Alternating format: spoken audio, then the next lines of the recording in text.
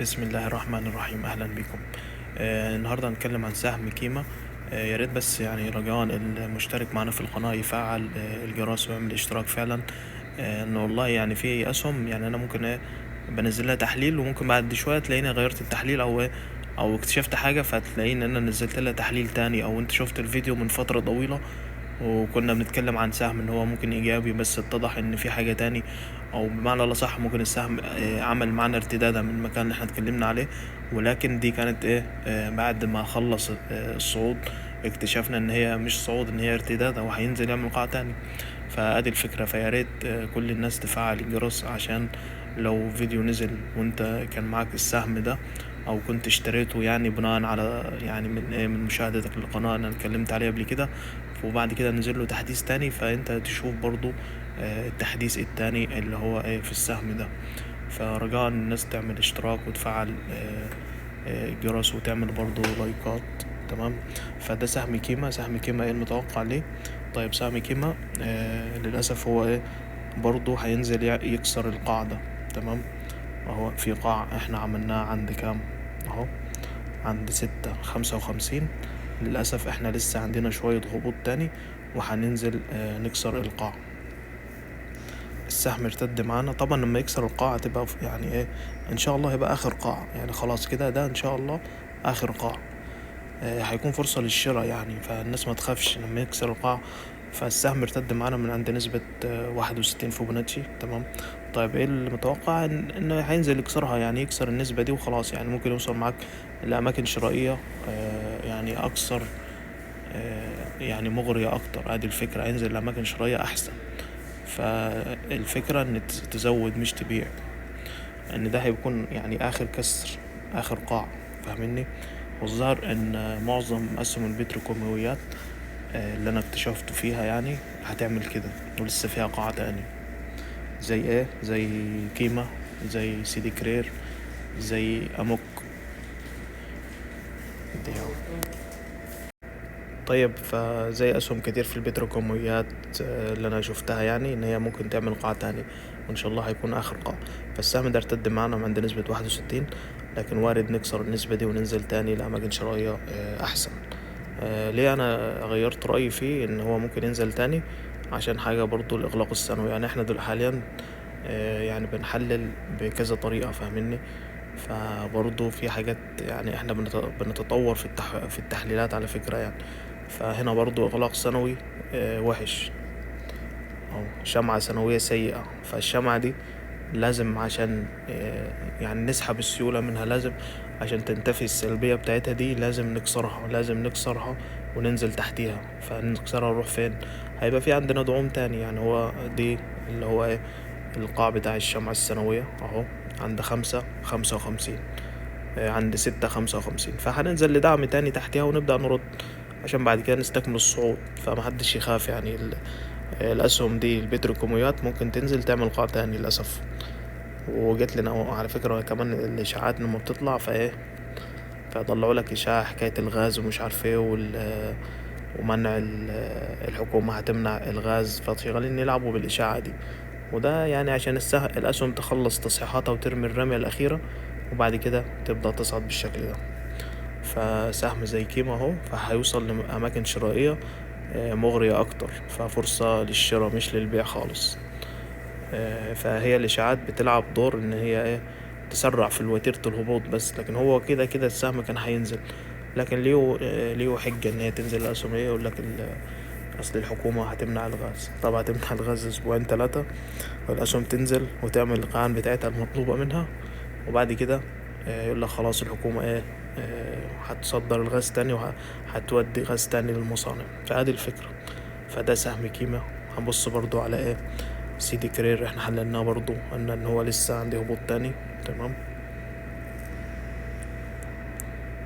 فينك يا سيدي كرير؟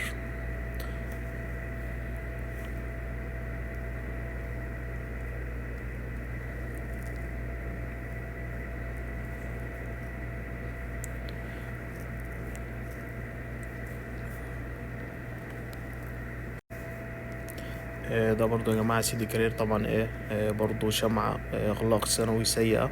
طيب الوضع ايه الحالي؟ الوضع ان احنا لازم ننزل نكسر القاع بتاع الشمعة دي.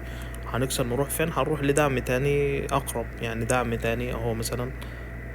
عندنا دعوم تانية هنا مثلا اهو عند 16 79.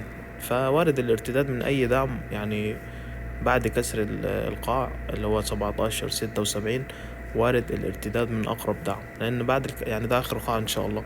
فالقاع ده مش هيروح بعيد عن آخر قاع، فمحدش يعني إيه يشيل هم يعني ولا حاجة. فالأسهم هتكسر آخر قاع، وبعد كده هتنزل تكسر، وبعد كده هتصعد تاني، عشان برضه سيدي كرير زي كده نروح نكمل بعد كده آخر هبوط، وبعد كده نبدأ نصعد في قمة تانية. تمام. فضروري تتابعوا يعني التحليلات الحديثة حاليا. ايه تاني؟ امك، بص على امك. تمام.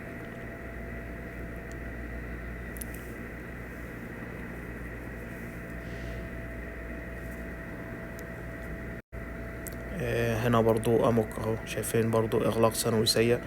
شمعة سنوية الجسم الاحمر فيها اكبر بكتير من الديل بتاع الشمعة، فدي شمعة سلبية. وكده بتدينا انطباع ان احنا لازم هنكسرها. نكسر اللو بتاع الشمعة السنوية دي، وبعد كده نعمل قاع، وليكن عند اي دعم يعني بعد القاعدة، ونبدأ نصعد تاني اهو زي ما انتم شايفين.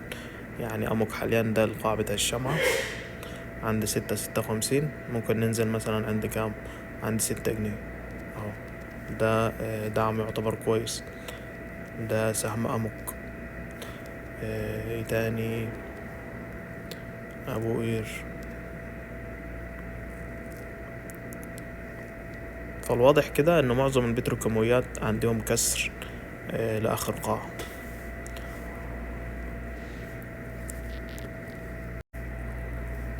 ده سهم ابو قير. تمام. سهم ابو قير الميزه فيه ان هو نزل وكسر الشمعة دي اهو. حاليا نزل كسر الشمعة دي، كسرها بكسر صغير كده. طيب ممكن يعمل قاع تاني؟ والله يعني بصوا ممكن برضو، يعني ممكن ينزل يغلس اكتر، وشوية نزول تاني بسيطة يعني ممكن. تمام. هنبص كده على الاسبوعي. فالاسهم دي يا جماعة النزول فيها هتبقى فرص للشراء، يعني انت مش هتبعد بعيد عن اخر قاع. اخر قاع هتنزل بعديه بشوية، وان شاء الله مش هتنزل بعيد عنه. طيب يعني هو عايز يكسر القاعدة، مفيش مشكلة، ينزل يكسر القاعدة، ما عندكش اي مشكلة. تمام. ده سهم ابو قير. فحكاية اللي هو الخبر ده ايقاف الامدادات الغاز، فهي فرصة عشان ايه؟ عشان ينزلوا الاسهم دي. هذه الفكرة والله، زي ما يعني انا مش بغشكم ولا حاجة، والله الاسهم دي هتطلع تاني وهتعمل قمة تانية. حكاية الغاز ومش الغاز ومش عارف ايه والكلام ده، ما هي الا ايه؟ الا خبر، بس خبر يتم استغلاله لمصلحة ان هو ايه؟ يعني ابو قير مثلا ممكن ينزل هنا. والله بص، هو انا معرفش ممكن ينزل لحد فين، بس ايه؟ هو هينزل، ممكن ينزل تاني، ممكن يدينا قاعة تاني وهيبدأ يرد، يعني هيبدأ يرد كده كده، هيبدأ يرد وهيعمل قمة تانية. هذه الفكرة يعني. طيب بص، هو ايه؟ يعني كده عمل لنا واحد، ممكن ينزل هنا يعني 36. والله كتير خالص بصراحة يعني. لا، يعني ممكن يرد معانا من اي دعم قريب من هنا. فانت لو مشتري بأسعار طبعا عالية خالص، حرام تبيع، وسيبك من الغاز ومش عارف ايه والكلام ده كله. يعني هو بصوا عندي 161، فممكن ينزل شوية تاني عادي اهو. لو حب ينزل ممكن ينزل تاني اهو. هو حاليا عندي 161، لو عايز يكسرها هيرد من اي دعم بعد كده يعني اهو. لما المفروض هنبدأ نشتري فيه امتى؟ لما نشوف فيه يعني ايه تماسك وارتدادة قوية. تمام. بس هيطلع يعمل قمة تاني، خليكم فاكرين كل الأسهم دي هتطلع تعمل قمة تانية. طيب سهم ايه تاني؟ مثلا الحاويات مثلا.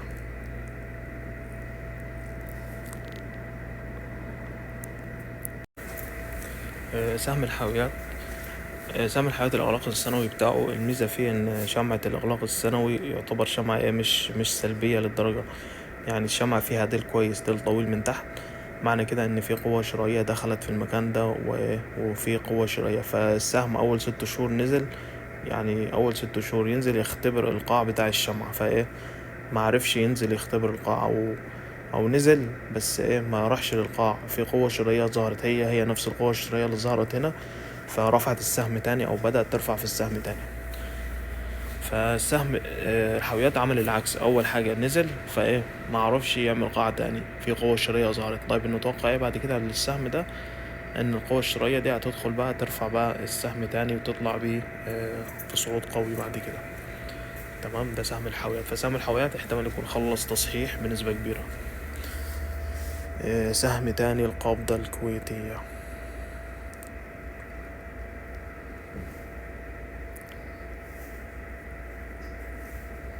شفنا سهم القبضة الكويتية نفس الفكرة زي كل أسهم البتروكيماويات برضو. كان عامل لنا هنا إغلاق سنوي سيء، نزلنا لازم نكسر الإغلاق السنوي السيء ده. تمام، فلو أنت عايز تشتري في أسهم البتروكيماويات حاليا، القبضة الكويتية هو أول واحد هيبدأ يصعد، وأول واحد هو بنسبة كبيرة خلص التصحيح. تمام، وبدأ يرتد معنا فعلا سهم القبضة الكويتية، والنهاردة عمل شمعة قوية جدا بفوليوم عالي، فوليوم كبير، شمعة همر ممتازة، تدل ان احنا خلصنا تصحيح ان شاء الله في السهم ده، وعملنا اللي علينا وكسرنا اخر قاع وكسرنا الاغلاق السنوي السيء، وهنبدأ نصعد ان شاء الله في صعود قوي. يعني هنا على الاسبوعي السهم ارتد معانا من ترند اللي هو بتاع الترند موجي اللي هو مرسوم على رقم 1. هي الصوت الموجة رقم 1 دي ترند عليها، فالسهم ارتد منها ان شاء الله ارتداد قوي. تمام، شمعة اسبوعية هي مش قوية جامد، بس ان شاء الله يعني ايه اول اسبوع ممكن ينزل شوية يختبر القاع بتاع الشمعة دي، وبعد كده يبدأ يطلع. نلاحظ ان تكون موجات صاعدة على السهم على فريمات اقل. تمام، لو نفتح فريم اقل شوية، فريم مثلا 5 دقايق، هنلاحظ هنا ان السهم غير معنا الاتجاه على فريم 5 دقايق اهو، تغيير اتجاه مثالي ممتاز جدا. يعني احنا هنا خلاص غيرنا الاتجاه على فريم صغير، فان شاء الله هنطلع نكمل بقى ايه، نكمل ان شاء الله صعود على فريمات اكبر وتغيير اتجاه على فريمات اكبر. تمام، فاللي عايز اي اسهم من اسهم البتروكيماويات، فانا اعتقد ان السهم ده ان شاء الله يكون خلص تصحيحات وهيبدأ يصعد. فلو هنا حسبنا هنا رقم 1، هنا 2، هنا 3، بعد كده 4، بعد كده عملنا رقم 5، فالسهم ايه لو اي تصحيحات في الاسبوع اللي جاي، لو يعمل لنا اي تصحيحات للاماكن دي عند 25 40، هو لازم هينزل تاني يختبر الاماكن دي. اي هبوط الاماكن دي، يعني انت خليك برضو مراقب السهم، اي هبوط الاماكن دي ويبدأ يرد منها من عند 25 40، عند 25 30، اي قاع يعني ايه، لو نزل وحافظ على القاع ده، هو عمل قاع عند كام، عند 24 90، لما ينزل ويحافظ على القاع ده وتلاقي انه بدأ يرد تاني، يعني تسيبه مثلا ينزل يوم او يومين يحافظ على القاع ده، يبقى خلاص كده ان شاء الله عملنا قاع في السهم، وهنبدأ في صعود قوي واندفاع قوي في السهم ده. تمام، فبالنسبة كبيرة ان شاء الله احنا غيرنا الاتجاه على السهم ده، عملنا تغيير في الاتجاه على فريم، طبعا هو فريم صغير. تمام، بس بداية، يعني بداية تغيير في الاتجاه، وان شاء الله يعني برضو يتأكد معانا مع الاغلاق الشهري، يعني خلاص فاضل اسبوع واحد على نهاية الشهر، فبنسبة كبيرة احنا خلصنا تصحيح في السهم ده. تمام، والنهاردة دخل فوليوم كويس، عمل لنا شمعة كويسة. طيب سهم موبكو،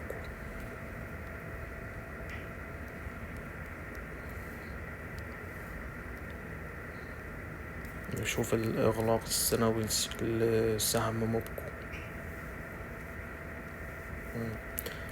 نفس الوضع، نفس وضع البتروكيماويات، سهم موبكو عندي لسه هبوط تاني يا جماعة. تمام اهو، لازم هننزل نكسر الإغلاق السنوي السيء اهو 36، هننزل تحت 36. ننزل لحد فين الله أعلم، ممكن ننزل لحد فين لسه يعني مش عارفين. فكده كده عندنا نزول تاني في سهم موبكو. طبعا ما انصحش حد اللي هو خسران خسارة كبيرة ادفع الخسارة حاليا، يعني انت دايما كده في اخر، يعني دي مرحلة اليأس، اخر هبوط دي مرحلة اليأس، اللي هو اليأس بيتغلب عليك وتخليك تفعل الخسارة. ودول مثلا تقول ان انا هفعل الخسارة وانزل اشتري من تحت، وممكن تحت ده ما يكونش بعيد، يعني ممكن تحت ده ما يكونش بعيد. فالافضل المتوسطات لما تشوف السهم بينزل زي القبضة الكويتية كده. شفت القبضة الكويتية كان عامل ازاي؟ عامل هبوط عنيف، هبوط قوي، استمر معانا ايام هبوط متواصل. يعني ايه؟ الاسهم دي ممكن تعمل كده هبوط متواصل، بعد كده هترد. يعني ادي الفكرة. يعني نرجو ان انت ما تيأسش، ما يبقاش في يأس في اخر مرحلة في الهبوط. دايما دي هي اللي فيها اليأس، وهي اللي فيها ان الواحد بياخد قرار غلط في الاخر يعني. تمام. فكده نتوقع ان موبكو برضو للأسف هيكون عندي هبوط تاني. هو عمل ارتدادا من عند نسبة 61، لكن هينزل يكسرها يروح لأي مكان تاني أو أي دعم تاني على فريم أقل. ممكن نشوفه له على 3 شهور مثلا. طيب هو يعني برضو عندي دعم تاني هو على فريم 3 شهور عندي 33. يعني هو سعره حاليا 37، ممكن ينزل لك شوية تاني عندي 33 ممكن. الفكرة ان هو لازم هو لا، عندي 3 شهور دي لازم يكسر الإغلاق السنوي. لما تلاقيه بينزل تحت الإغلاق السنوي هيبدأ إن شاء الله يعني لو نزل 33 يبقى كده كسر الإغلاق السنوي. تمام. فكده هينزل تاني. فادي الفكرة يعني. فهو طبعا هنشوف ايه الوضع يعني، وان شاء الله مفيش خوف يعني. اللي حصل في القبضة الكويتية والهبوط العنيف اللي فيها وبداية الارتداد هيحصل ممكن برضو مع مع نفس الاسهم اللي هي في القطاع، برضو ممكن تعمل نفس الحركة دي، هبوط قوي. وانت خليكم مراقبين القبضة الكويتية، فان شاء الله فيها ارتداد قوي. اللي حصل فيها هيحصل في باقي القطاع غالبا يعني. وشكرا جزيلا ويومكم سعيد.